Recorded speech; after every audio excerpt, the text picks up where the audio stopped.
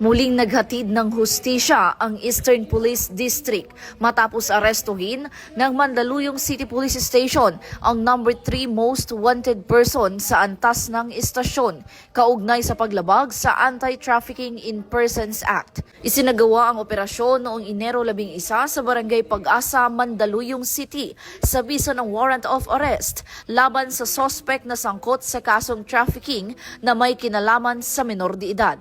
Pinuri ni Eastern Police District Director, Police Brigadier General Aden Lagradante ang mga operatiba at iginiit ang patuloy na pagtugis sa mga kriminal, lalo na ang mga umaabuso sa kababaihan at kabataan.